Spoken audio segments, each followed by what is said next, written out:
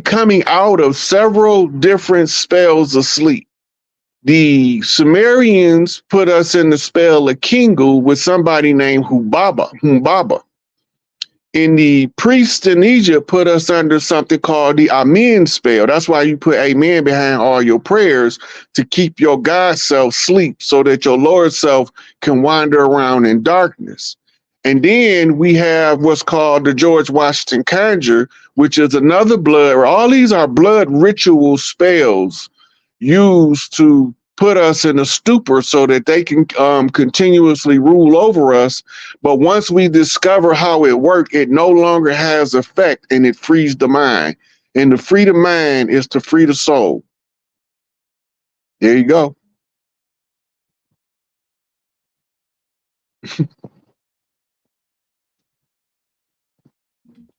Rod, you said something earlier. Oh, well, you know what? I'm gonna go into that later. But when we look at Denzel, who does Denzel represent in antiquity? Is he a good guy? Is he a bad guy? Who does he represent in antiquity besides being a colored brother? Okay, so I don't know which character he's playing because I haven't looked into it like that. He owns slaves. He owns slaves, I think. I think he owns some of the right. And he was an organizer of the Colosseum fights, the gladiator fights in the Colosseums. In modern terms, we would call him a dirty Moor. We wouldn't call him a righteous Moor. It's a difference in the two. And you can tell because the dirty Moors look at other people as an expendable product, but the righteous Moors look for the brotherhood in mankind. They are a different animal altogether. They look the same, but they're not the same. Right. Which takes us back to Kendrick Lamar and the Crip Walking and the OV song, and now it's all coming full circle. Right. Once we start exposing the sorcery, because that's the only thing that was holding us back.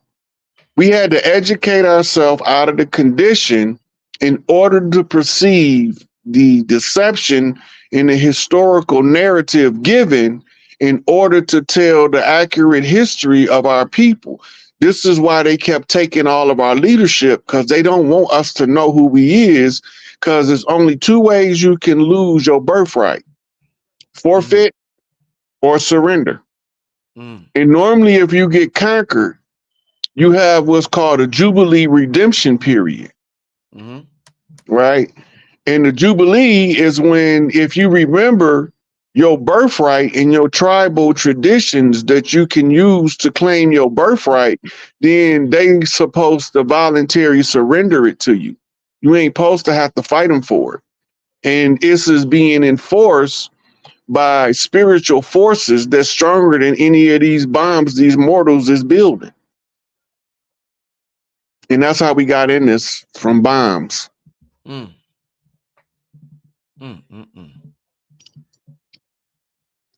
So when we look at the movie Gladiator, and you know, the people remember the first Gladiator, what percentage at that time of Rome, because we don't know how much we've been lied to about history, what percentage of Rome at that time, we think we had nothing to do with Rome? And I remember Bobby Hemmett was one of the first people who taught about the Etruscans. So I want to ask you two things. Who were the Etruscans, and what percentage of Rome at that time were melanated people? So the Etruscans was, they were they originate on Mount Hermon. Okay. And when they came down off of Mount Hermon, they wasn't calling themselves Etruscans, but they got kicked out of Africa. When they kicked them out of Africa, they went across the Pillars of Hercules, where Europe is separated from Africa by the Mediterranean outlet to the ocean. And when they got kicked out of Africa, they went into Europe and set up the Etruscan or Tuscany, right? But they went a different way as well. In Turkey, they set up what's called the Ottoman Empire. So now you're talking Byzantine kings. Who kicked them out of Africa, Rod? Africans. Okay. The reason they got kicked out of Africa was for using people for human capital and starting strife between tribes that was formerly peaceful. Mm. In the Nation of Islam, Elijah said everywhere they go, they cause mischief and bloodshed. They get between two peaceful people and turn them against each other, and then they offer them a solution. So the Etruscans with some foul niggas. They've been foul since they landed on Mount Hermon. Okay. Wow. Now, when you talking about Mount Hermon, now you talking about the ones they call the fallen ones, right?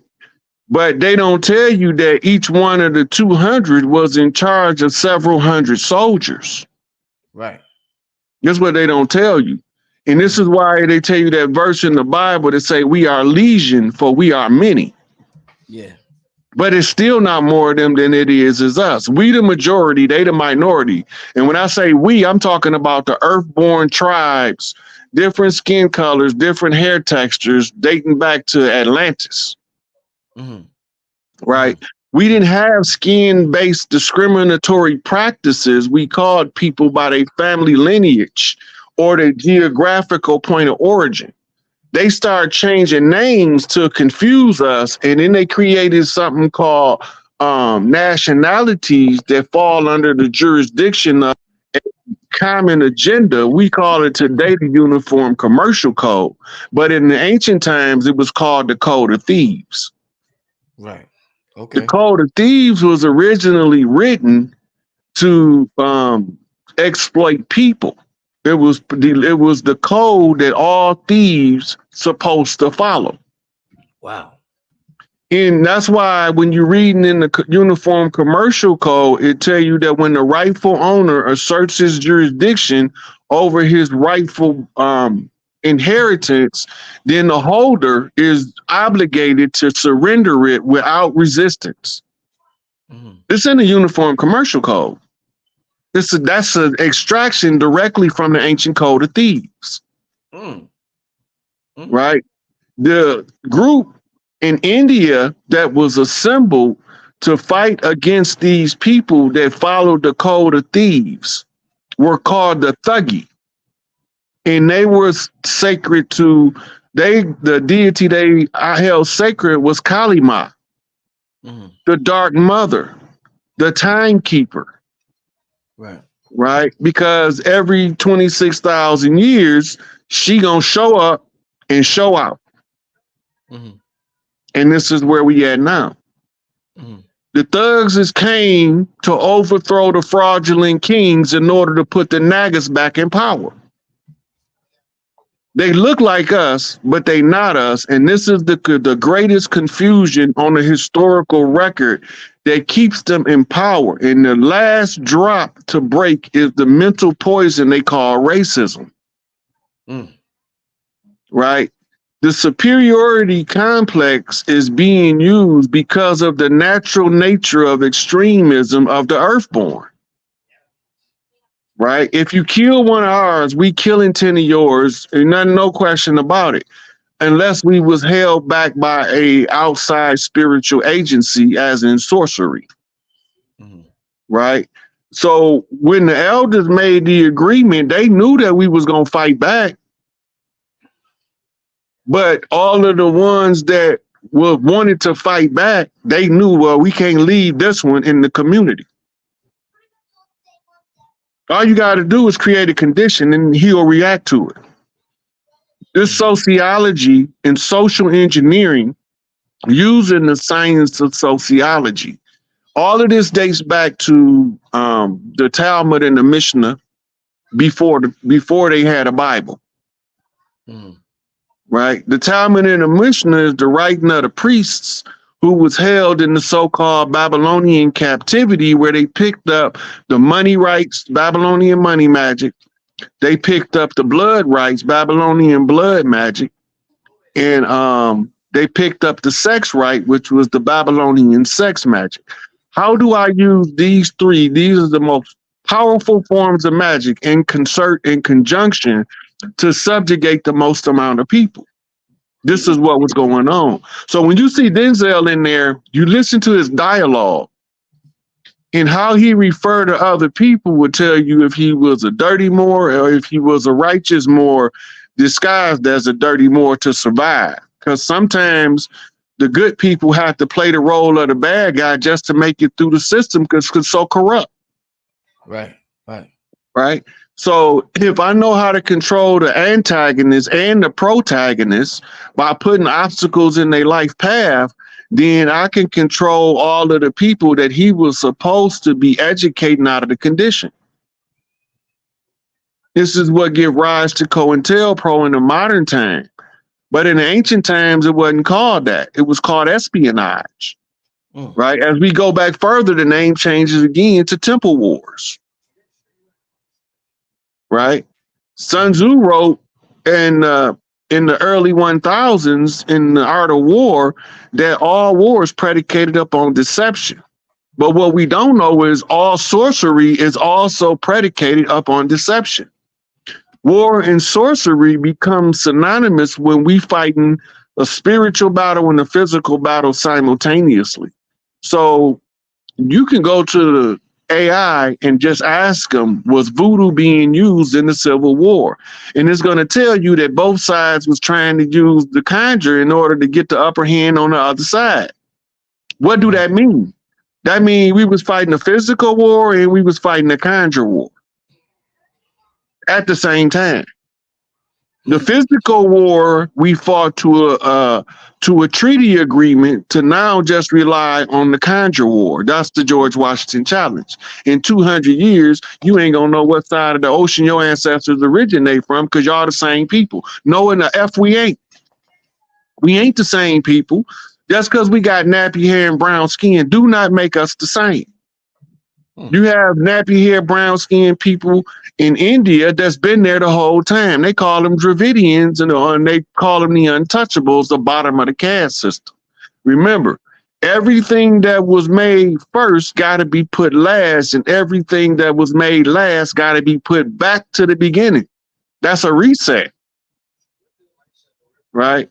So those coliseums, they used to fight people like they fight dogs. Yeah.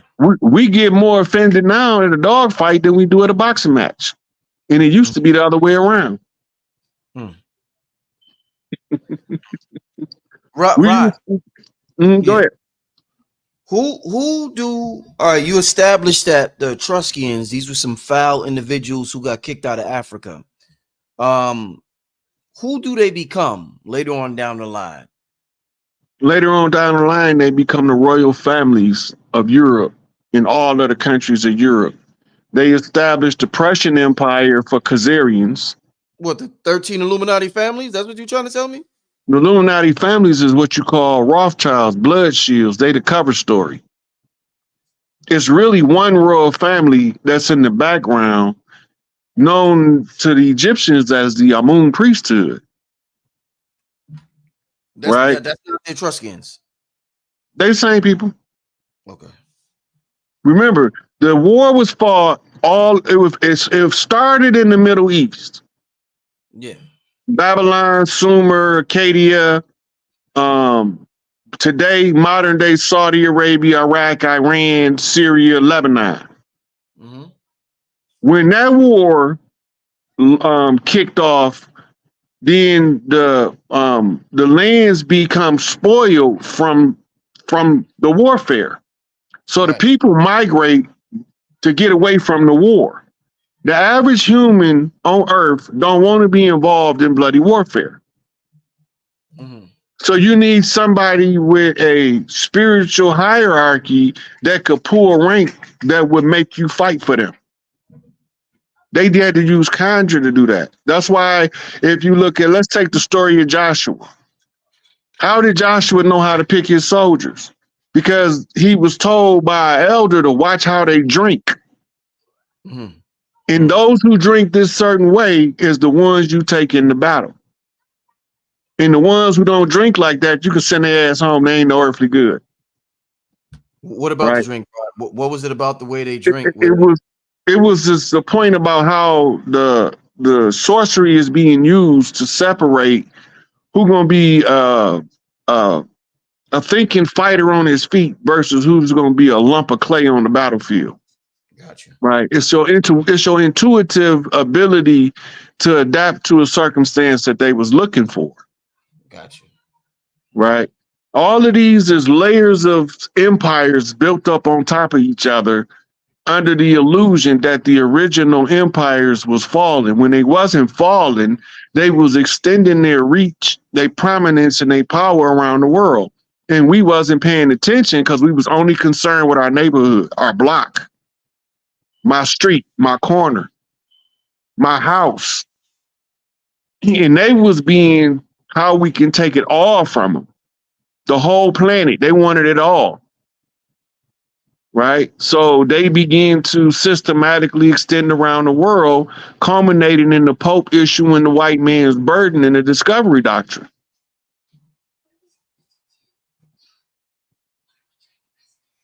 That's what Blue Pill told the doctrine of the discovery. That's what Blue Pill be talking about, right? Mm-hmm. Yeah. That's the foundational instrument of all Western conquests into Africa, the Americas, Australia, Hawaii, Tonga, Samoa, Suriname, Philippines. They use the same discovery doctrine. When Sipico put the Pope on notice, we didn't know what that meant as a collective. Some of us chiefs know because we can read our culture the same as people read books. So when she put him on notice, she was pulling his rank. And once she put him on notice, he had, I think, 90 days or something to respond. And his response was the repealing of the discovery doctrine, which takes away everything that's built on top of the doctrine of discovery.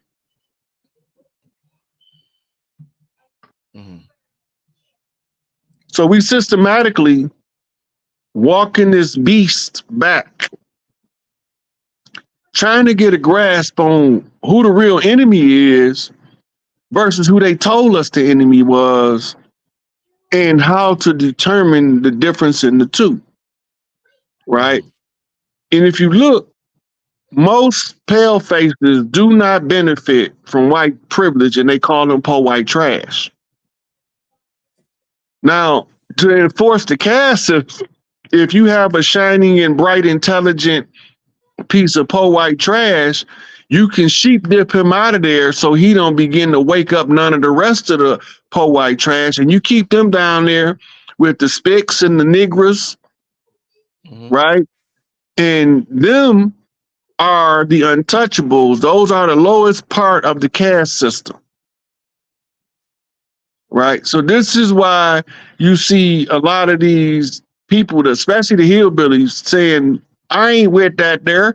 They can go fight their own war. I don't want no parts of it. They're not benefiting like we think all pale faces do. You got just as many white niggas benefiting as you do pale faces. But we don't never see that because they live in gated communities and they live with opulent wealth. They don't want to associate with us because they call us Goyim. Right? They call us chattel. We like a flock of cows or a herd of cows or a flock of sheep. We ain't no different in their eyes. They have a superiority complex to anybody, regardless of their skin color, but they will use one against the other if it'll serve their purpose.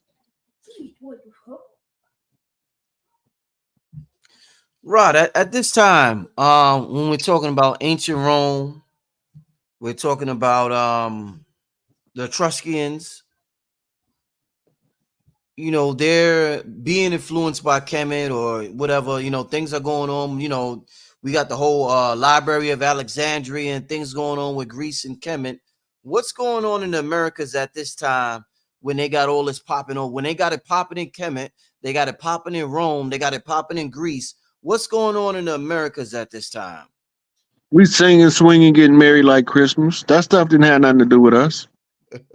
We over here having Mardi Gras and backyard barbecues and all that kind of stuff until Columbus came. We wasn't affected by what was going on in that part of the world directly. but we knew they was coming because it's in the ancestral record. It was prophesied before it happened. That means somebody knew it was going to happen. Right. Right. So when they came, they were expected, but the terror and the hell that they brought with them, that wasn't expected. So the terror, and that wasn't prophesized what they was coming with. Not to this level. We didn't know they had organized their blood magic, sex magic, and money magic to this level of efficiency that would keep us in this stupor for this long. We supposed to broke out of this 100 years ago. Right? But the one that was going to break us out of it, they murdered him. And the other one that came to give aid and assistance and break us out of, they deported him. Right.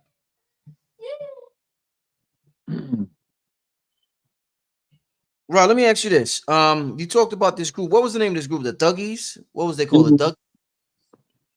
And this was a group. And who were they again? The Thuggies?